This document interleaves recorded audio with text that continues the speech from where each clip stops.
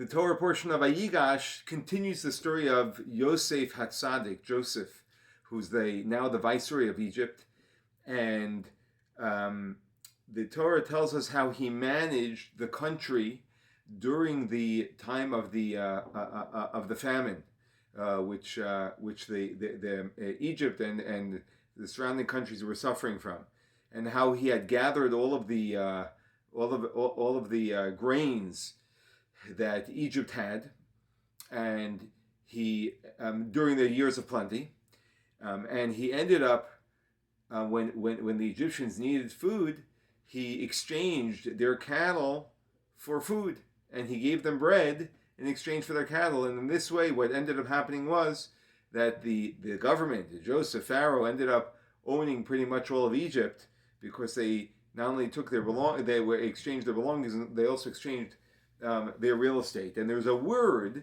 that Rashi focuses on, and that word is the word Vayenahalim. And it says Vayenahalim balechem. The word Vayenahalim typically means to lead, like someone who leads a group of people from one place to another. So it says Vayenahalim balechem. He led them with bread, which is a very strange expression. And so Rashi translates this word Vayenahalim. He says, what does Vayenahalim mean? He says it means something similar to leading people. Now, there are a number of questions that the Rabbi asks about this Rashi. So Rashi says it's similar to Vayenahagim, which means linhog means to lead as well. And then Rashi uses two proofs from two other verses in Tanakh, one from the book of Yeshayahu Hanavi, and one from the book of Tehillim, written by King David, where we have this similar word of Vayenahalim, which is used in the context of leading.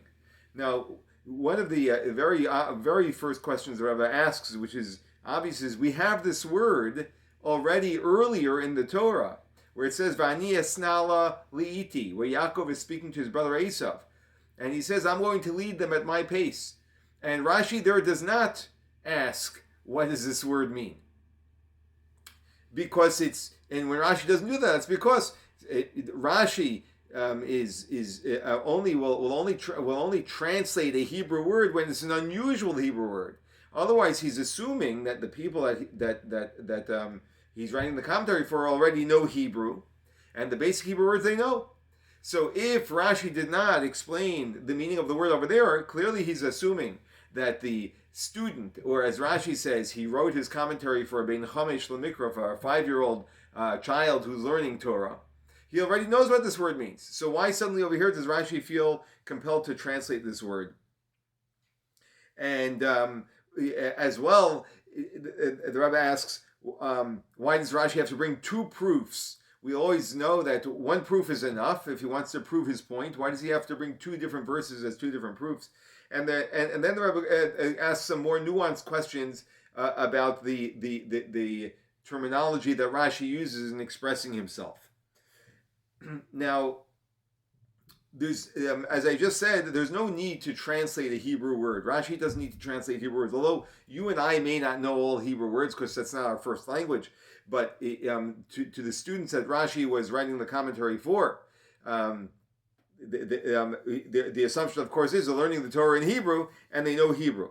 So clearly he's not coming to translate the word with his commentary here, because we already know what the word means, because we already had it earlier in the Torah. In fact, the context is very unusual, because it really, this word, and this is really what's bothering Rashi. Vayenahalim balechem, he led them with bread. You don't lead, when you're leading people, you lead them from point A to point B, from one place to another place. What does that mean? What does the verse mean when it says that he led them with bread? How do you lead people with bread? And in fact, we find that the Targum, which is the Targum Onkelos, who translates the Torah, he wrote an Aramaic translation of the Torah. So he translates Vayenahalim balechem, that he sustained them with bread. So he gives an unusual translation to the word Vayenahalim, or a different translation, because the context really doesn't work for leading them. So Rashi does not accept that translation of the Targum. And so Rashi translates it. He says it means it's similar to Vayenahagim.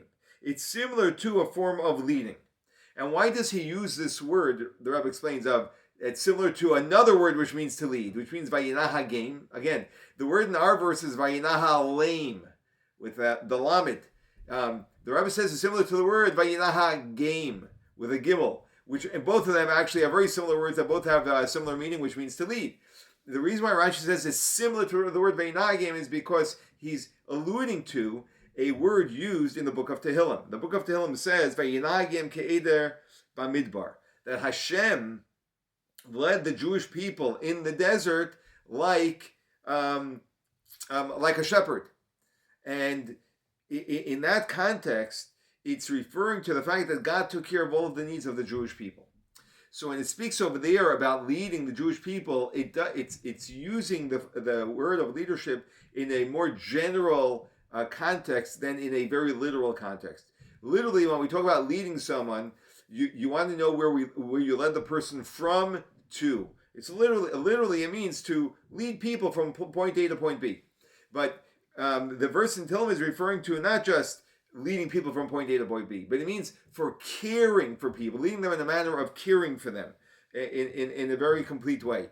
And so Rashi is trying to tell us when it says Vayinahagim balechem, Vayinahaleim balechem, it means similar to the way King David used the word Vayinahagim, which means that he cared for them. How so? Because Yosef, when he exchanged bread with the Egyptians for their cattle and supplied them, as the Torah says, for the year with bread, he did so in a way to ensure that the bread wouldn't be squandered, but in fact would be used in a productive way by the Egyptians, so that in fact it would sustain them for a year. Sometimes if you give someone everything at once, they may maybe use all of it at once, and or use too much of it in the beginning and then not have enough left later on. So Yosef cared for the Egyptians so much that he ensured that his giving it to them was in a manner that would be most beneficial for them. And like we see that Yosef did the similar thing when he collected all of the grain during the years of plenty. The Torah tells us that he ensured that in order for grain to not to rot, you need to keep some of the earth that the grain grew with the grain, and that sustains the grain from rotting. So he made sure that wherever he got grain, that he made sure that earth from that place where the grain grew came along with the grain in order to sustain it. So you see how he gave tremendous care and detail to ensuring that this whole process will be productive for the Egyptians. Now, being that this translation of Vayinahaleim, which means not just to lead them, but to actually care for them, is an unusual translation. That's not its normal translation. So Rashi feels compelled to bring a proof. So he brings a proof from the book of Yeshayahu Hanavi, where Yeshayahu Hanavi is speaking of the Jewish people, and he says, and the verse says, "Ve'ein menahala," that they don't have a menahal, someone who is leading them. Now, in that context, also it means that the Jewish people are not being cared for. So it's also used in a more general sense of leadership, and therefore uses this specific verse and not many other verses that we have in Tanakh that use this word. Of course, in all the other places in Tanakh where this word is used, it's being used in the literal sense. I'm moving someone from one point A to point B. But Rashi is looking for a particular proof of this word also being used in a context of leadership in a general sense of caring for someone. And so therefore he finds this verse in Yeshayahu Hanavi where we see that's being used in a context of curing. However, as the Rebbe establishes in many places, whenever Rashi gives two proofs or two explanations, there's a weakness to the first explanation. So this is a general rule that the Rebbe teaches us in how to understand Rashi. That if that when there's a second explanation, that means that the first explanation is not 100% sound. So therefore, the Rashi will use a second explanation, where the second explanation plugs the hole, the weakness of the first explanation. However, why does Rashi choose to put the first explanation first and the second explanation second? Because the second explanation has its own weakness, which is even greater than the first explanation. So therefore, he puts that second. So over here, even though the verse in Yeshayahu Navi also speaks of leading, and it's still in a context which is not an expression of full caring for the Jewish people, but still speaks of a form of leading people, maybe not literally from point A to point B, but to getting people from a development of one place to another place. And so therefore, which is very different than leading people with bread, which is not a broad context at all. It's a very narrow context of using something too specific in assisting people. So therefore, Rashi brings a second pasuk from the book of Tehillim, which from the Psalm 23, the famous Psalm 23, Mizmor David Hashem Roy Yachzor, where it says over there, Al mei menucha yisina haleni, that on tranquil waters, to tranquil waters, you have led me. And nahaleni, you have the same word, you have led me. And over there, it's speaking specifically of tranquil waters. So just as over there it speaks of leading people to water or with water, so caring for people with water. So over here it's speaking of Yosef. It's a good proof of Yosef caring for people with bread. However, the reason why Rashi doesn't use that only this proof of Tehillim and also only uses it as a second proof, not as the first proof, is because really the context of that verse that God led him to tranquil waters is really, waters over there is not in its real understanding of the verse meant literally as waters, but as full care for the person. See, even though in its literal sense it would be a perfect proof for our verse here in Vayigash, but being that it's in its broader understanding, it's not talking literally about water, but it's talking about sustaining sustenance in a general sense, or care in a general sense. So therefore, Rashi uses it as a second as a second proof. That's the conversation that the Rebbe has about this particular word that Rashi translates. And then the Rebbe goes into what we call Yena Shel Torah, which is the more spiritual understanding of what this verse is teaching us, and I'm going to do my best to convey this. There's another pasuk that says, "Vayalaket Yosef es kol hakesef hanimtza be'eretz Mitzrayim." Yosef gathered all the money that was found in Egypt, because through this whole process, basically the Egyptians gave up all of their money in order to get bread to survive. So Yosef ended up being able to gather for the royal treasury all of the money. Now I'm going to translate this verse to you as a preface to what the Rebbe explains in a more mystical fashion. So when it says Vayalaket Yosef gathered, so we know that there are known to be 7 spiritual shepherds of the Jewish people. And they are Avraham, Yitzchak, and Yaakov, our 3 forefathers, Moshe and Aaron, Yosef, and David. And each one of these 7 shepherds, each one of them, their souls correspond to one of the 7 sephiros, we call them, or the 7 emotional attributes which exist within every single soul. And Yosef corresponds, who's the second to last one, corresponds to Yesod. And Yesod is the second to last one, which means foundation. And Yesod feeds energy to Malchus, the last of the 7 emotions. Malchus is the spiritual realm or level from which all of the Jewish souls originate. All Jewish souls in our single organism, all Jewish souls really are part of one single organism, one collective soul, which exists in this level of Malchus. And I know I'm talking in very spiritual terms, but do your best to stick with me, as this will serve for many other sichos that we're going to study together, where different things such as this come up, and will also expand your ability to be able to adapt to abstract thinking.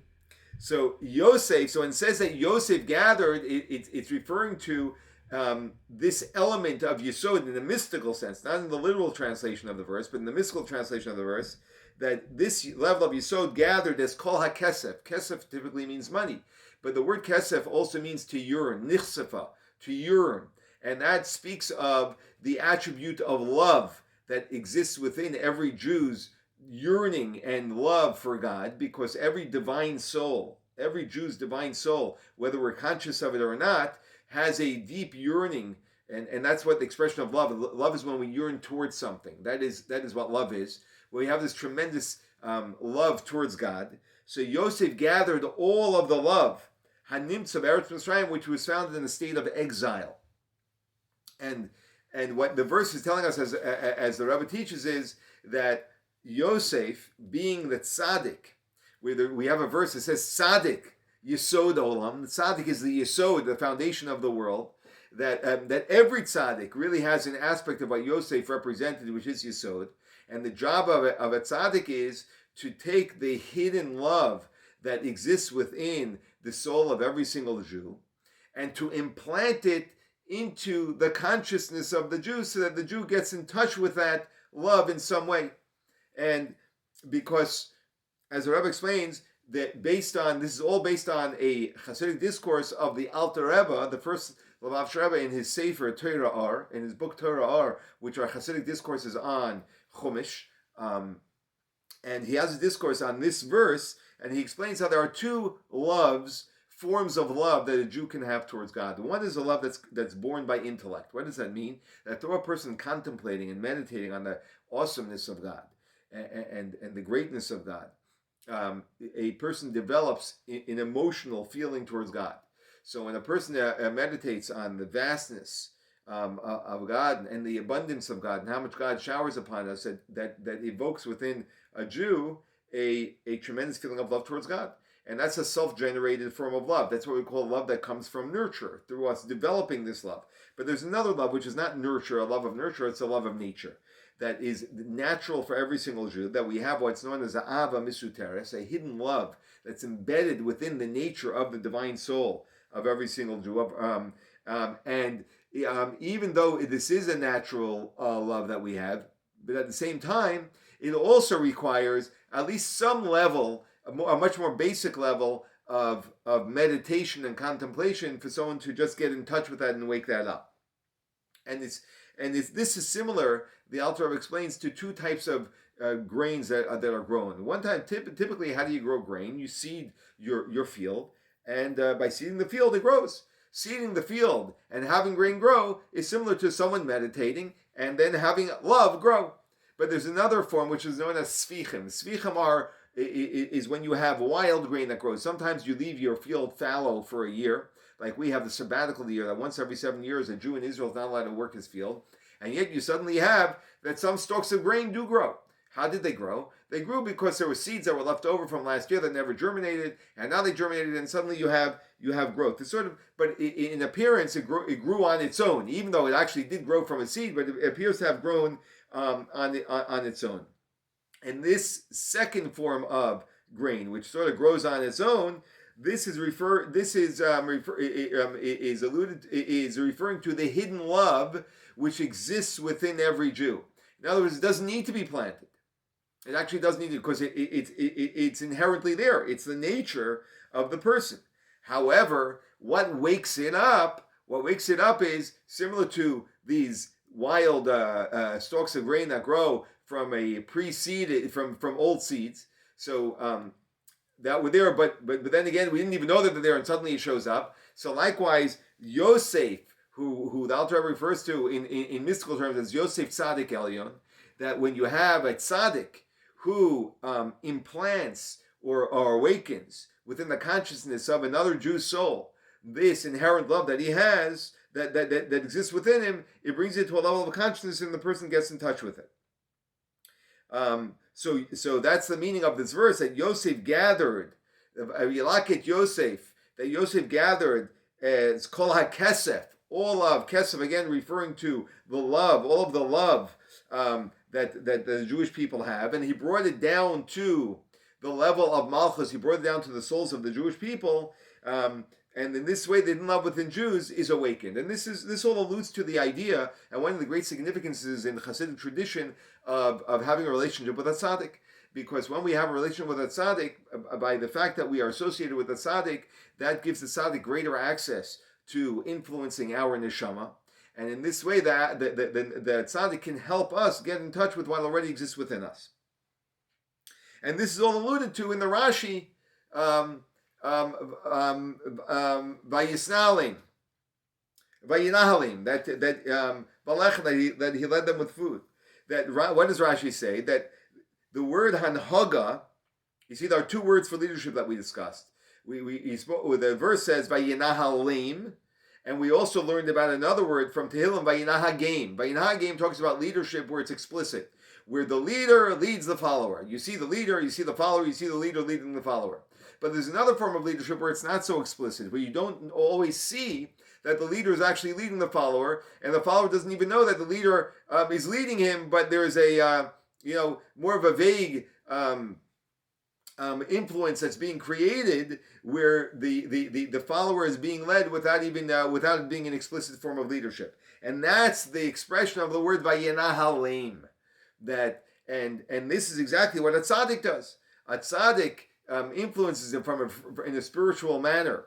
The love that's embedded within a Jew already to awaken that. So to the Jew, it appears like svichim, like these wild grains that just grew out of nothing. They just grew, not noticing what actually seeded it, which is the influence of a tzaddik. And yet the Alter Rebbe teaches us in Tanya that even this inherent love that is hidden within the soul of every single Jew also needs at least some basic form of meditation. There still should be some, there needs to be some effort on our part to engage this inherent and natural love that lives within us. And this is alluded to by a teaching in the Talmud which says, Nichnas yayin yasasaid, that the wine enters and the secrets come out, which in the literal sense we all know what that means. But in the spiritual sense, what that means is that through the study of Chassidus Nichnas Yayin, the wine, which alludes to the study of Chassidic philosophy, which is really the study of, in many respects, it's the study of God and the study of the deeper happenings of reality. Through that, Yatsa Sod, the secret, which is, a secret is something that is hidden, right? The secret, which is the hidden love that's embedded within us, comes out. And so that the key to a Jew awakening this hidden love within us is, of course, in addition to being having a relationship with a tzaddik, it's for us to put our own effort in by studying Hasidic philosophy and meditating on it. And this is also reveals another secret, which is the secret of, remains as of now a secret, which is Mashiach. Because we know that when the Baal Shem Tov, when his soul elevated to the higher realms, and he was able to encounter the chamber of Mashiach, he asked Mashiach when you are going to come, and he said, when your teachings, the Baal Shem Tov's teachings of Hasidic philosophy, will spread out throughout the entire world. So therefore, when we study Hasidic philosophy, we are not only awakening the hidden love which resides within our neshamas, but we're also bringing the world to its ultimate completion, which is with the coming of Mashiach.